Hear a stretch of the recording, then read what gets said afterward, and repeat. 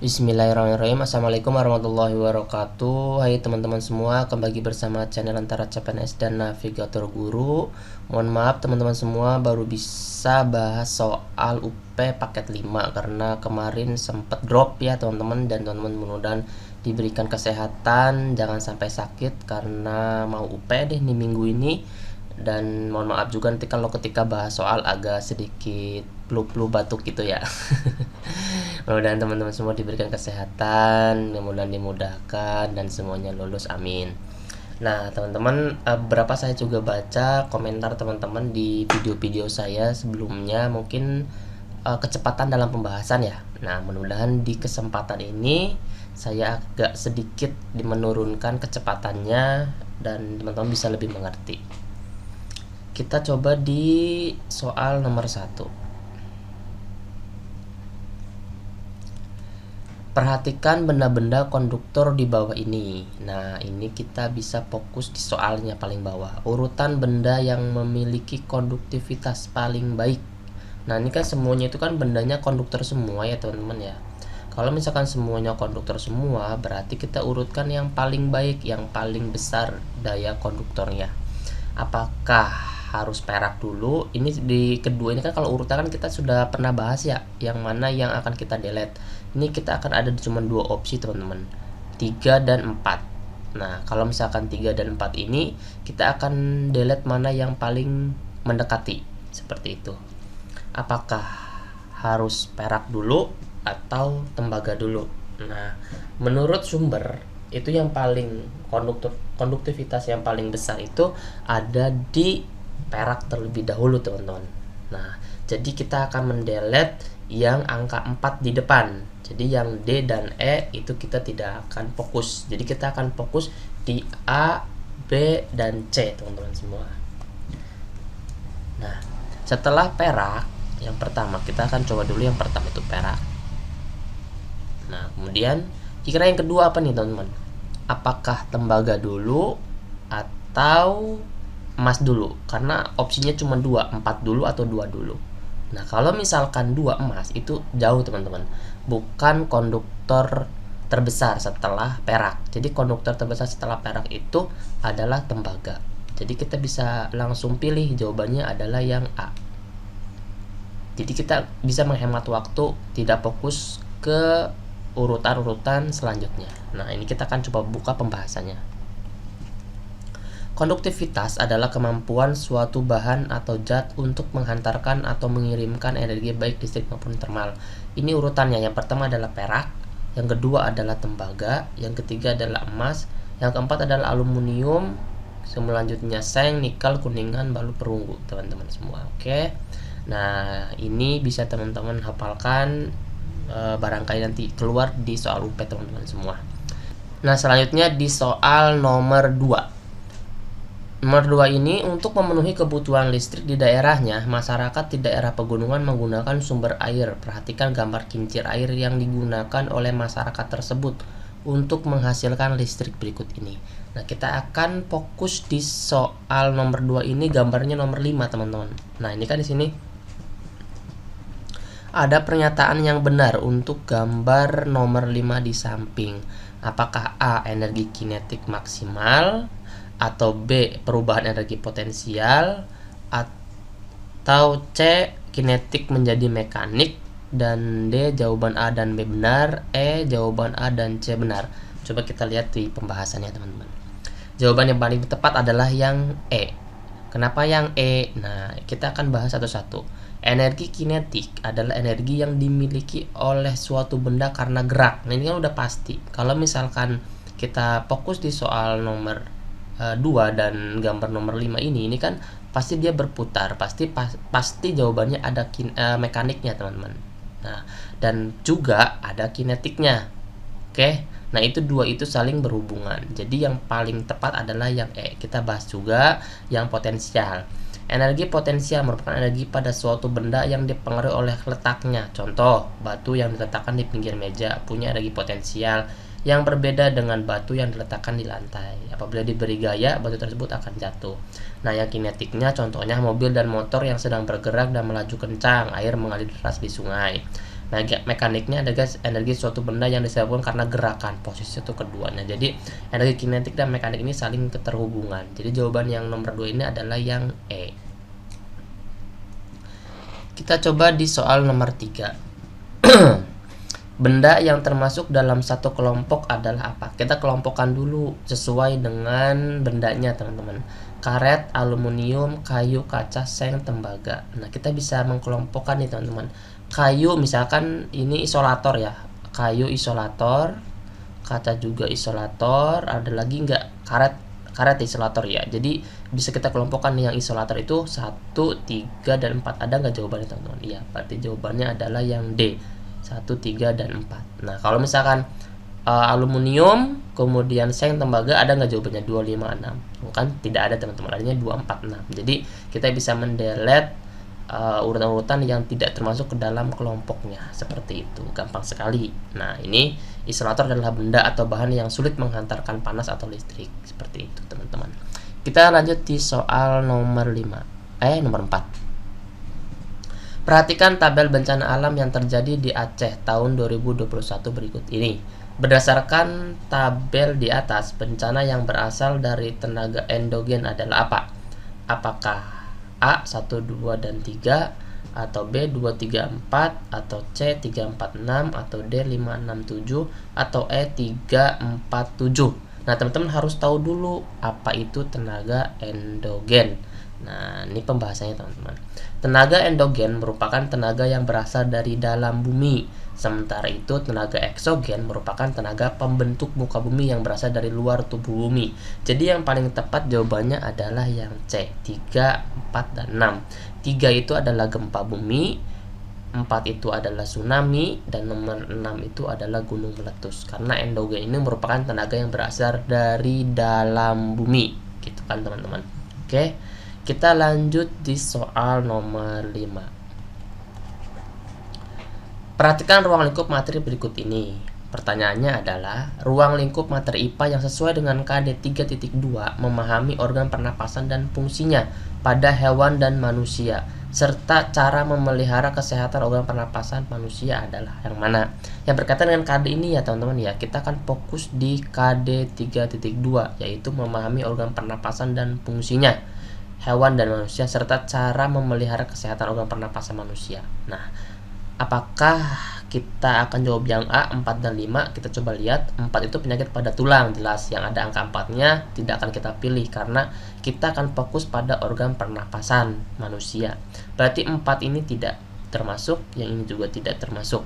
Nah, kemudian nomor 5, membuat bagan fungsi organ pernapasan. Oke, yang ada nomor 5-nya kita bisa simpan. Kemudian yang B, 3 dan 5. Kita ingin tahu dulu yang 3 apa? Cara melihat organ pernapasan manusia. Organ pernapasan, sorry. Nomor 5-nya membuat bagan fungsi organ pernapasan. Nomor 5 bisa kita keep. Kita lihat dulu opsi yang lainnya. Satu macam-macam ekosistem. Nah, kita nggak nyambung. Berarti yang D jelas tidak. E juga tidak karena ini udah ada angka 1-nya. Oke, walaupun ini angka 5-nya ada, tapi kalau ada 1-nya itu tidak sesuai dengan materi, berarti ini termasuk tidak sesuai. Jadi yang sesuai adalah yang B, yaitu nomor 3 dan 5. Cara memelihara kesehatan organ pernapasan dan membuat bagan fungsi organ pernapasan. Seperti itu, teman-teman semua. Oke. Nah, ini pembahasannya fokus pada KD yang ada seperti memahami organ pernapasan dan fungsinya. Kita lanjut di soal nomor 6. Di antara contoh tersebut di atas gunakan tergolong usage. Oh, yang usage nih, teman-teman. Nah, kenapa saya langsung baca ininya? Karena kita pengen tahu dulu apa yang dimaksud oleh soal gitu. Kalau misalkan langsung atasnya terlalu banyak buang waktu, teman-teman. Nah, kalau misalkan usage, kita akan bahas dulu apa itu usage, apa itu custom, dan lain sebagainya, teman-teman semua.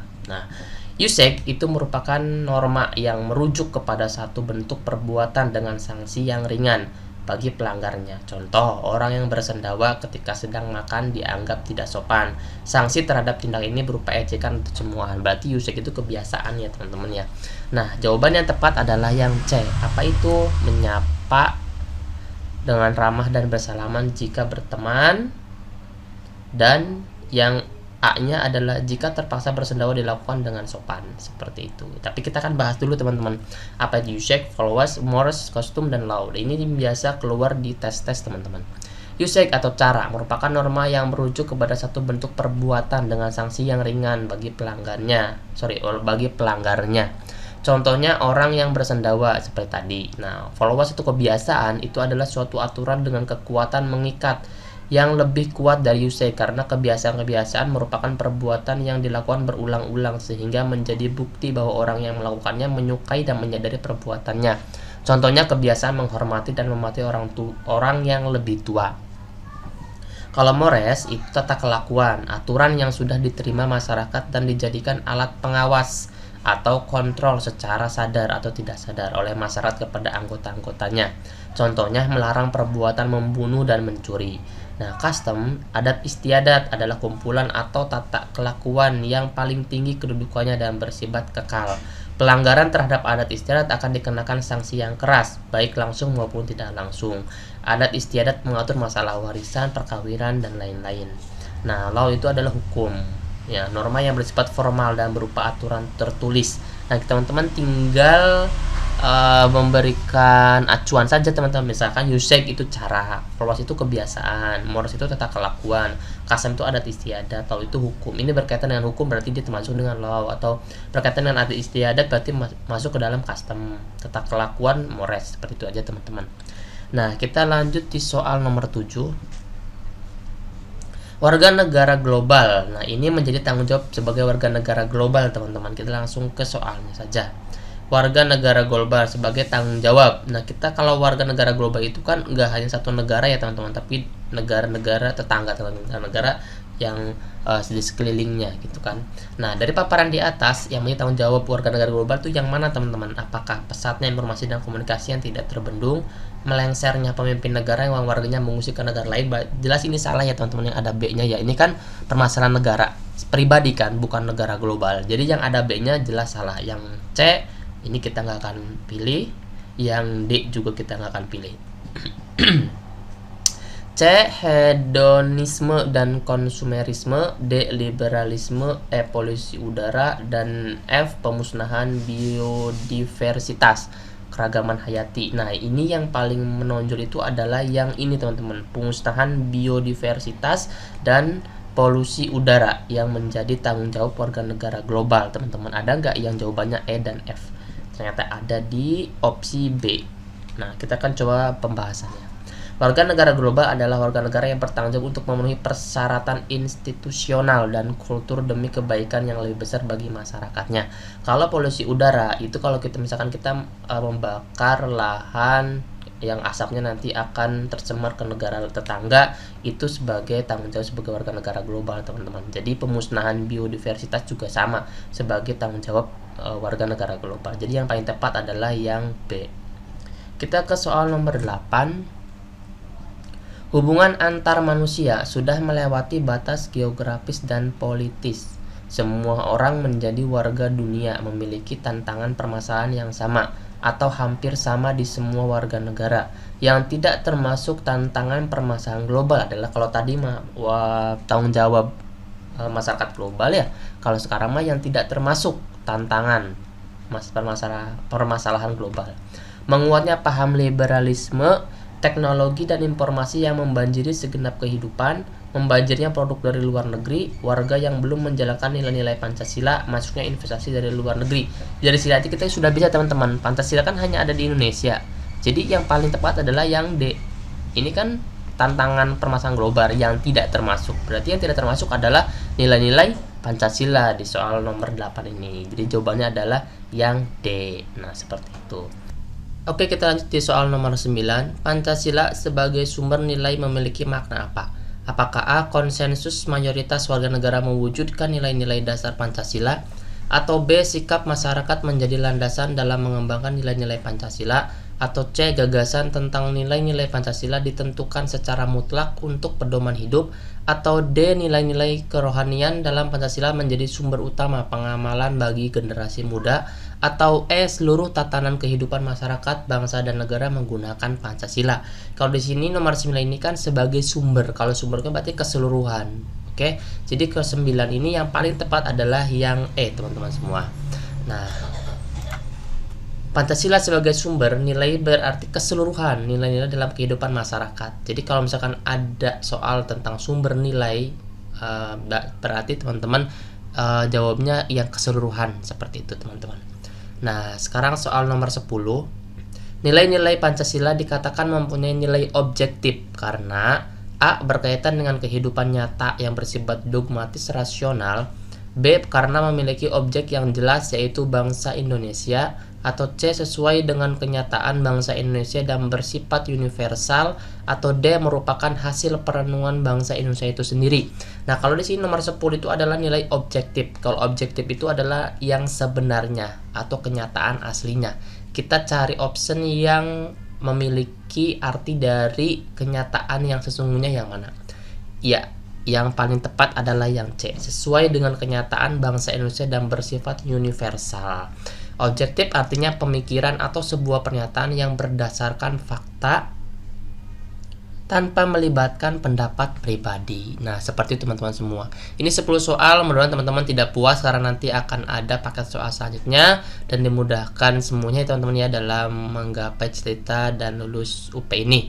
Mudah-mudahan kita semua diberikan kesehatan dan kesuksesan. Sampai berjumpa kembali dan assalamualaikum warahmatullahi wabarakatuh.